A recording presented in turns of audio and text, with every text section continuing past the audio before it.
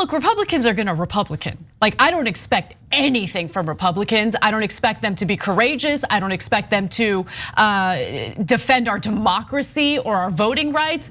Republicans are, I'm gonna stop before I say words that will probably get me in trouble with the FCC on this show. But let me go ahead and give you some of Trump's recent tweets, and then I want to rage more against Biden and his whole ideology of unity, because this is what he wants to unify behind. So Trump tweeted this: "We have claimed for electoral vote purposes the Commonwealth of Pennsylvania," meaning that he thinks he won Pennsylvania already, "which won't allow legal observers. The state of Georgia and the state of North Carolina, each of which has a big Trump lead. Additionally, we hereby claim the state of Michigan." We hereby claim it. Oh, well, okay, good for you. "If in fact there was a large number of secretly dumped ballots, as has been widely reported." Reported nowhere in legitimate media. I don't know what the Breitbarts of the world are doing these days and what conspiratorial fantasies they have, but there are no actual reports of any ballots being dumped, let alone magically dumped. I'm done with it. I'm done with it. So that's Donald Trump doing what Donald Trump had threatened to do, right? For months. We all knew this was gonna happen. And Joe Biden, I'm gonna pull up the tweet. Nonsense conversations about unity. Hey, Joe, Republicans don't respect you.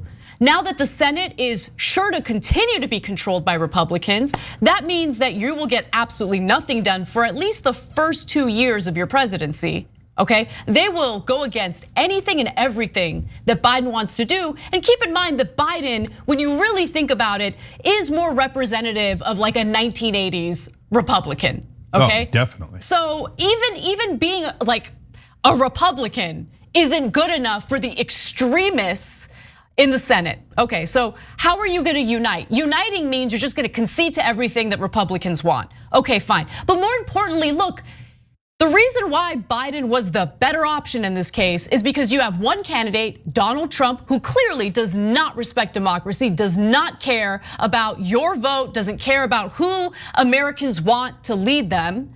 And then you have Biden, who in the very least, and this is honestly the only thing I can point to at this point, believes in counting every vote. That's the only thing. He at least wants to maintain our democracy. But given that, he will be honestly ineffective. He's not gonna get anything done in the first 2 years. And then in the midterm elections, do we think that these loser corporate Democrats are gonna take over the Senate? You think they're gonna do it then? You think they're gonna do it then? They're not gonna do it then. And then when Biden's done with his first term, you think this country is gonna elect Kamala Harris? You think that's gonna happen? Do you? This country is a disaster, and our biggest enemies as progressives, yes, of course, Republicans, but more importantly, the people who hinder our progress in this country the most are the corporate Democrats, period. They do not represent us. They are as feckless as they can possibly be. They allowed Bush to steal the election in 2000, and I guarantee you that if Trump fights hard enough, they might be able to do it again this year. We'll see how it goes, but I'm just beyond depressed by the lack of leadership in Congress, in our presidential candidates, just across the board embarrassment. And we have a significant portion of this country essentially raising their hands and saying, yeah, that's right, we don't believe in democracy. Yeah. We just pretended like we believed in democracy when we wanted to point to Colin Kaepernick and tell him he's a bad guy for kneeling during the national anthem. Oh, he is not respectful to our troops. What do you think telling people that we shouldn't count every vote means? You think that's respectful to our troops? Who supposedly fought for our freedom, according to what they say? Yeah, it's pathetic. So the people agree with the salt dragon. Mario Williams writes in on Super Chat, "I feel your frustration, Anna, and you're right. Unite with QAnon. Why are we even validating them? Why are we validating any of these illegitimate Republicans? The Democrats do a huge favor to Republicans when they go, I mean, look, this Trump is an aberration. Normal Republicans are great. They're wonderful, they're great. No, they're not. They all agreed with Trump. They all agreed with Trump. Almost every Republican senator and almost every Republican congressman on almost every issue agreed with Donald Trump. So why are you doing them a favor by increasing their brand? and making their brand more positive when you should be pummeling their brand right now. Joe, they're on the other side. They're on the other side, okay? Your job is to beat them, okay? And so, look, I actually think it's the situation is a little bit worse than Anna said, believe it or not, because the way that it is going to work is now that the Democrats unbelievably have basically lost the Senate.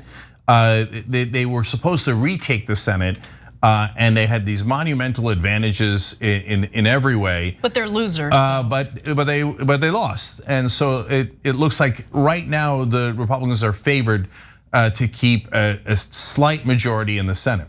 So that doesn't mean we're not going to get anything done. That's a terrible case scenario where the Republicans will blame all of it on the Democrats and win the next election while we get nothing for electing a Democrat. Now you're saying, Cenk, how could it be worse than that? I know Joe Biden. He's going to be desperate to do a deal with the Republicans. Desperate. And they're going to be like, come to Papa. So Mitch McConnell is going to offer him one horrific deal after another. And he's probably going to take half of them on McConnell's terms, including the big one out there, the grand bargain. Biden and Obama wanted to do it back when they were in charge. The Republicans got greedy. They wanted to cut Social Security and Medicare even more than Obama and Biden proposed. This time around, Biden might come back to try to finish the job. And I think at this point, McConnell will be like, oh, you want to cut Social Security and Medicare? Yes. So I hope to God it doesn't happen, but that's on the board. That is a very distinct possibility. So yeah. Markets are doing real well today. Yeah. There's a reason for that. I mean, we'll talk about it more in depth later in the show, but look, this is a pattern. Again, you won't see this in mainstream media. You can look it up anywhere, and they'll write about it on, in an article in the middle of Washington Post or New York Times. So you'll see it's a verified fact, but you'll never see it talked about on cable news. They won't feature it in the headlines, etc. Obama made at least 82% of Bush's tax cuts for the rich permanent. Bush couldn't do that. He couldn't get that through the Congress. He had to have what's called a sunset provision. Obama's like, no, I got you, dog, no problem. We'll make 82% of it permanent, okay? I'll finish the job for you. And then Obama and Biden offered to cut Social Security and Medicare. Why do you never see that in cable news? Oh no, Obama and Biden are sainted. We're not allowed to criticize them. What do we press? They're a joke. They're a total joke. And now Biden will come back to finish the job on Social Security and Medicare. That's at least what we're worried about. They tell us, no, Biden's a new Biden. Now he's progressive. Really? What have we seen so far?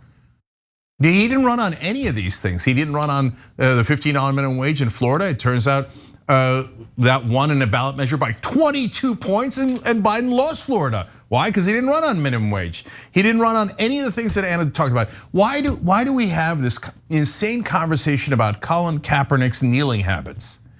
Because the Republicans took a tiny thing, which I wish was a bigger thing, where we say, hey, you know what, look, let's draw attention to his protest about black people being murdered by our own police that we pay for, all of us pay for in America. That's an amazing and important issue.